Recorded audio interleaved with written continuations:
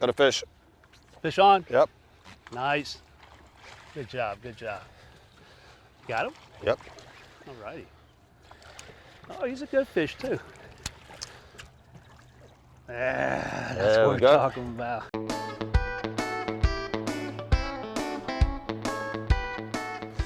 Oh, that's a good start to the morning.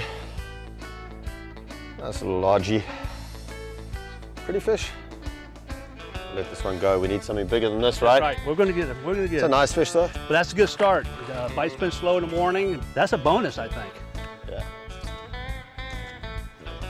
About another month, this lake is going to be really hot. I mean, you just don't know what you're going to catch. 3, 5, 6, or 10-pound fish. You just don't know. Snail kite behind me. That's pretty cool. That bird over there is one of the very endangered species of birds found in Florida, the snail kite. And we've got one, we're fishing right here. He's just landed on that pole, that little white pole over there in the mist.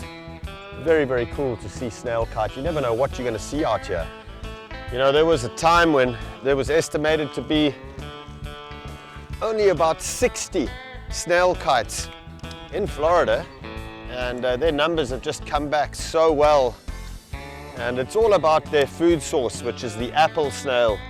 Those really, really big orangey yellow snails. You know, when the water levels are right, those snails do really, really well, and consequently so do the snail kites. So we've learned a lot about snail kites over the years and how to manage the ecosystem and the waterways to ensure that there is a healthy population of apple snails, which in turn means a healthy population of snail kites and limpkin. This lake is just so vast, so incredibly big. And with that, you've got so many different habitats. You know, you've got the hayfields, which is a very well-known spot for catching largemouth. We've got these hydrilla patches, which we're fishing right now, and this is hydrilla probably about 6 to 12 inches below the surface of the water, and we're just bringing these baits across that surface column, and then the fish will shoot up from the hydrilla, and that's what just happened to me now with that little 2-pounder that we caught. And then there's other patches, deeper water with structure, so there's a lot of options for fishing here on the lake. So we're just running this chatterbait right above the hydrilla. So there's about 6 to 12 inches of water just above the hydrilla, and we're just running this straight along the hydrilla, and it basically, with that sort of tail section there, it's mimicking a frog in the water, swimming pretty quickly away from something that's chasing it, and that'll trigger a response hopefully from a largemouth. Well, Rick's fishing the whopper popper right now, and it's probably going to be a larger fish that takes that kind of a bait. Largemouth are incredibly opportunistic feeders. They'll feed on, you know, anything from small minnows to shrimp to pretty much anything in the water. They've even been known to take baby birds, ducklings. As they get bigger, they'll feed on things like, believe it or not, baby alligators, mammals swimming in the water. So they'll eat just about anything that fits in that bucket mouth. And Rick's going for the big one over here. I'm quite happy with my 2 to 3 pounders right now. So what I've done is I modified this whopper popper and put single hooks there, made them weedless, because generally they come with treble hooks. So because the grass is so low right now, it's a lot easier. I can just go right over that grass and hopefully I get a nice bite. So Rick, tell me about the role that the moon has to play in bass fishing. I've heard a lot about the fact that, you know, the full moon is never good really during the day. You know what happens full moon, a lot of guys, the bass start feeding at night, and then, you know, when you go out and fish during the daytime, they're full, you know, they don't want to eat. So I don't care if it's full moon or half moon, I'm gonna go out there, I'm gonna figure it out. Nice. Fish have got to eat, right?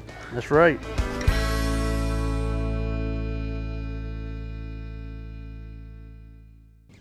Here he comes, here he comes. Go on. Yeah. Ah, nice. All right.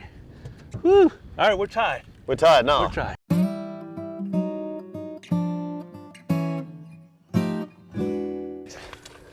A little bit better? Nah. Not a bad fish. Oh, no, he's a good size fish. He's off. Oh, he was a good size He's fish. a nice fish. He was good. Yeah, I would say he was about a 4-pounder. 4-pounder, yeah. Yeah. That was fun. We'll get another one. The score right now, I hate to say this, I'm down by 1, it's 2-1. However, we got a long day. And I did give James my favorite bait, so I'm gonna put 1 on now. And then I'm not sure if I'm gonna tell you any more of my secrets. James, you gotta stop. You gotta give me a chance, man. I'm in the game. In the game. In the game. Nice. That's a smaller fish, but it is nice. You know, James, even though they're small, we're catching them. Oh, that's the main thing, right? You know, we're here catching fish, and eventually we're gonna get a bigger one. We can get a bigger one. You know, if there's fish here, there's going to be a big one here somewhere. Good job. Pretty little fish. Let this bugger What's the count? Oh, I think that's about 3-1, Cap. All right. I got more hydrilla than I got fish. Feels like a bigger fish. It feels like a big one. But it's my second one. Oh, you're catching up. Catching up. Oh, it's a nicer Yeah. fish. That's going to be make it 3 each. Yeah. Damn, I shouldn't No, have, I think you got 4. I shouldn't have given you that that white lure. All right. How about one more, and then let me catch one more, and then we'll move out here so we Gotcha. can tie it up. Unless you got one right there. So, you know, you come out here fishing, and it's not just about the fishing, you know. A lot of people come out here, yes, the fishing's important, but you can come out here and not catch a single fish the entire day, but then you're just in nature and you're enjoying the scenery, you're enjoying all the amazing wildlife. It's a fun time.